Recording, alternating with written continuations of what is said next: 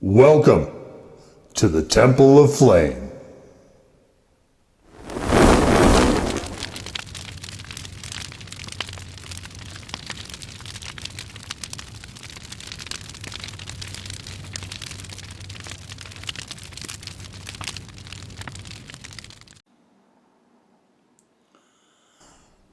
On today, Faith Black Lights, we take a look at this. Today's product comes courtesy of Roger Damps of Burn Your Tongue, the favorite emporium for all things delectably hot, with actual real live physical locations along the Wasatch Front in Utah. If you're like me, when you're looking for a sauce slinger, you want selection. And with well over 800 varieties, you're sure to find it at Burn Your Tongue. You can also check out Burn Your Tongue on Facebook and Instagram, as well as Burn Your Tongue online. Roger is one of the true aces in the chili head world, and we raise our flame in salute.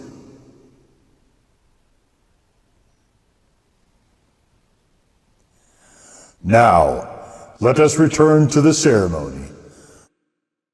And what this is from Prescribed Burn Sauces as part of the Drip Torch series. I don't know what that means. Is this a drip torch, I guess? We have the Darkness barbecue sauce. I don't think it's related to the Darkness comic book series, but maybe it is. I don't know. Let's find out. We set out to caress and sometimes punish your palates. Okay. But with this one, it's all about the rich, savory flavor of black molasses and smoked paprika. We then add pomegranate, raspberry, and of course a hint of ghost pepper. So they're calling this one 3 out of 11. Why did, the scale goes to 11. Cute, like it. Boy, there's a laundry list of stuff here. So we start with ketchup. You know, we're just going to look for peppers. I think barbecue sauces are generally somewhat similar. So there's a ghost pepper. Got some soy sauce, some Worcestershire, some cayenne, some high fructose corn syrup. Always a delight.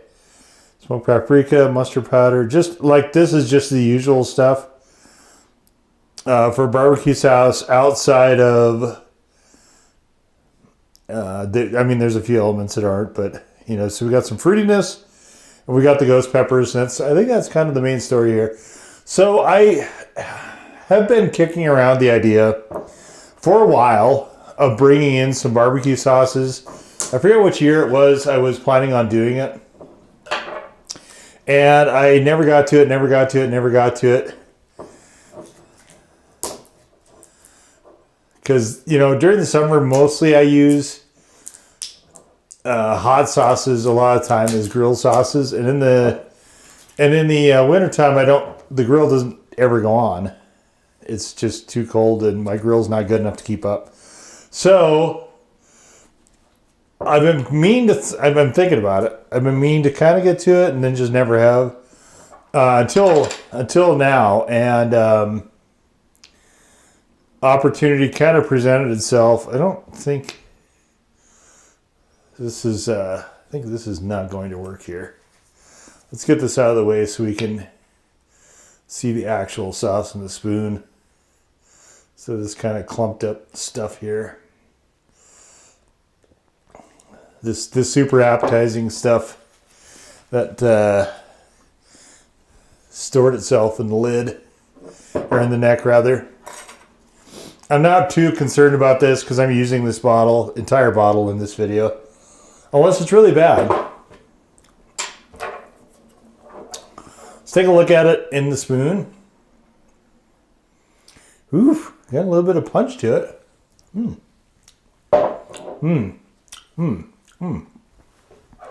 Just from licking the threads, it's very interesting. I think this is going to be kind of a fascinating barbecue sauce.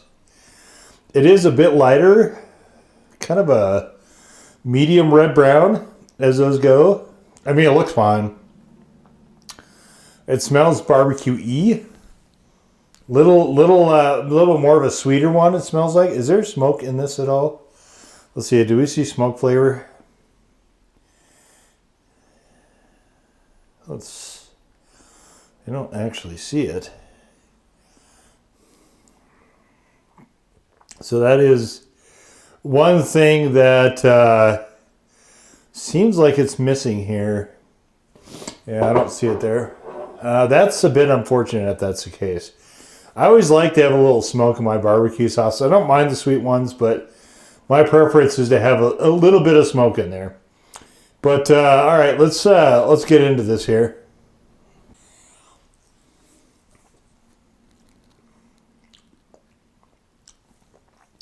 Yeah, very forward with molasses. A little bit of a fruity aspect to it. I would give this a legit 1 for heat. It definitely has a bit of punch to it. I quite like this. This is a very, very good tasting sauce. I really wish there was some smoke in it though. That I think is the only thing that's really missing here. Part of the problem I think with some of the hotter barbecue sauces is I look at them and I look at how much they are. This one happened to be on special. I don't know what it costs normally, but this is one I think may also be discontinued at this point. But this one, you know, opportunity kind of presented itself, and I was like, yeah, absolutely. You know, so this year I've been trying to really, and I'll probably get into this more as the year progresses, for sure by the end of the year. But I've been really trying to hit as many coverage spots as I haven't this year. So the video preceding this was a rub. This is the first year I've done one of those. I never planned to do one of those, but again, it's sort of the same thing. The opportunity presented itself, and I was like, yep, absolutely. Same with this one. Barbecue sauces I was at least considering, but they would have been probably after I had exhausted most everything else. Like, they were very deeply backburned, let's call it. Jellies I've gotten to this year. Again, those were another one that were maybe not as deeply backburnered as, say, the barbecue sauces, but they were pretty backburnered. And I've done a lot of other stuff that any kind of point where I could get a point of coverage that I had not previously explored, I was trying to fit into this year as much as possible, just because I've done so many spicy noodles at this point. I've done so many spicy snacks, a lot of spicy honeys and syrups, and this is, you know, we've started to get a lot more meats and cheeses this year as well. But I think I've already actually exhausted most of the ones I've been able to find for that. Just a really weird atmosphere, I think, for chili heads right now, just because there's a lot, at the moment anyway, there's not a lot of new stuff coming down the pipe. So definitely I was glad to be able to have one of these where it was kind of right at hand and just kind of fell into place. So always a good thing there. But so today we are going to be making barbecue chicken, and we're going to go over to the stove, and I'll show you how I prepare it. I won't show you the grilling part, but I am going to show you the preparation, and then we'll come back here once it's done.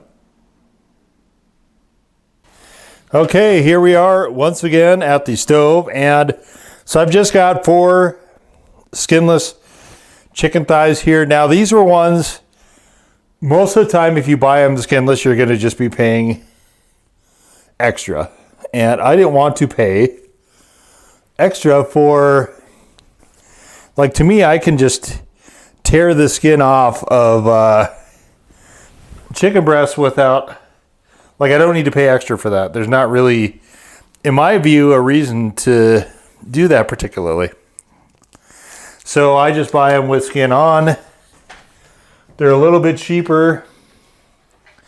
And then, you know, I can just take off the skin as it is. Now, if that is the case, where that is what's going on, where I am just doing that part myself, then if it's something dry, like a rub, or occasionally I'll, let's see, where is that? Occasionally I'll dust them with this. I bought this a long time ago. I have to use this up this year. I've been trying to like empty out my spice cabinet enough so that I can either get more or just not you have stuff in there anymore. So anyway, if it's dry, what I will do is just take the skin off and call it good. Now these, because I'm using a wet coating, what I like to do is rinse them off. You know, people call it washing the chicken, which don't use soap. don't do that. All you have to do is just rinse it off. And then you can see these are, I don't know if you can see it, but they're sticking my gloves a little bit because I dried them all off. See, it's a very dry surface here with paper towels.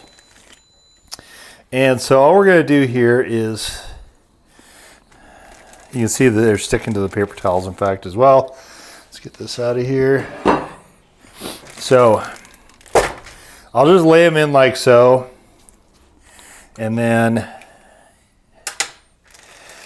now these I should have taken out prior to doing this. They're a little chilled right now. So I need to bring them up to temperature a bit yet before we go out and actually plunk them on a hot grill. But this is fine for this part. So that's what I'll do is I'll get them and we'll coat one side and we'll flip over like so, like yay, and coat the other side. You know, I was gonna use this whole thing. I'm thinking better of that. Thinking better of that. So I don't think I need to. So then we're gonna get the air out of there, and you can just kind of do what I did: push the plastic against the meat and fold it back on itself to get as much of the air out of there as possible. It's not super necessary here, and so that's kind of what I'll do is I'll make sure everything is coated. This is not marinating overnight. If it was, I would be using the entire thing, but you know, actually I think I might. I think I changed my mind again. I was a little bit curious how this was going to be on tendies, but I think I'm going to use it on the grill. And I'm not getting the coverage I want. So I'm going to throw that in there. And we're going to, just a little bit of water in there to rinse out the bottle. Try to get all that flavoring out of it. That'll help it stick a little bit better as well, I do believe. Okay, so we want to get on there. I want it a little bit looser so that, let's get the air out so that we can have it hopefully stick to this a little bit better. But I'll shake up the bag and do a bunch of other stuff before I plonk these things on the grill. You don't want these to lay flat. And we're going to do this so that we can get more of the sauce to flow to the bottom. And so if I am marinating it overnight, and I occasionally will do that with barbecue sauce, I used to just pour it on, and the problem with doing that on the grill, I find, is that as the fat cooks out, it'll tend to slide the sauce off. So for me, because I really want to get nooks and crannies and everything else with the barbecue sauce, what I'll do is do it like yay, and then it'll retain more of the barbecue sauce when I grill it, or it seems like it does anyway. And it's a cleaner process. I feel like more of it is sticking on the meat, and also it's a pain to sit there with the spoon and sauce and all that other stuff. So anyway, it's gonna sit here for, at this point, probably at least another half an hour or so, and then we're gonna hit the grill, and we'll be right back on the table from there. So here we go, hot off the grill. You can see how they came out. Looking pretty lovely, if I do say so myself. Get some caramelized pretty nicely here.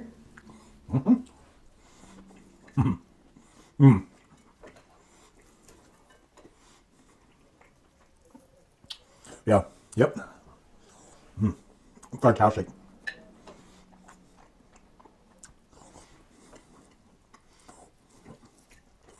Again, the only thing I think that I could really offer on these is I really wish there was more smoke here. Now, that'd be less of an issue if I had a charcoal grill. Then I would have different issues, but it'd be worth it, I think, to... Well, I'm not sure I'd actually be able to do that. I guess I could do it in the lawn. I'd have to relocate for sure, though.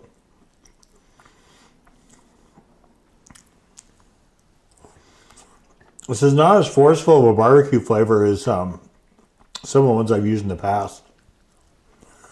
A lot of times what I would do is get like bullseye or something like that, and just modify it.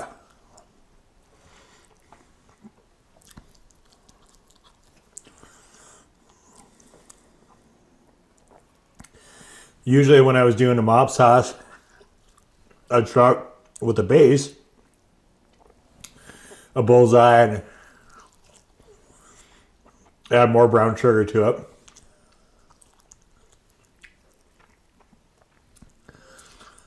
And then add a bunch of other stuff as well,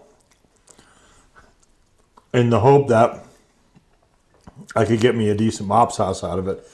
The real flavor was in my rub, though. Well, super good.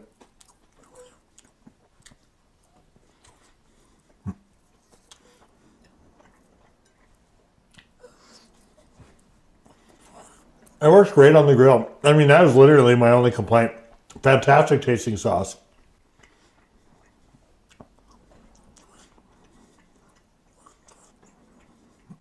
The heat actually is a little light now, diffused among the chicken here. Well, let me finish this before I decide what am I give it a final rating of.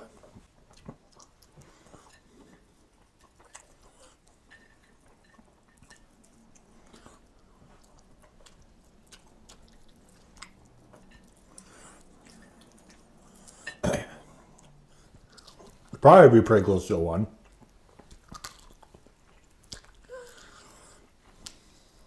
Well, you know, I think without cooking it, it probably would be a 1.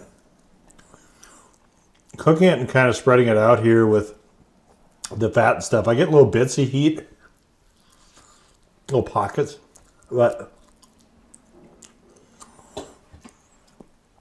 not a consistent anything. I really do enjoy this, though. I wish if they had a version of that was smoky. I know they have some other sauces as well. I did one of their hot sauces. I don't remember the name of it. High Pulp, I think it was.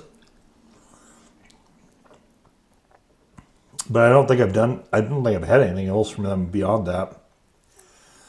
They're another one that likes to use onions and stuff and, make whatever sauce you want. But if those are there, I can't eat it. The problem is me.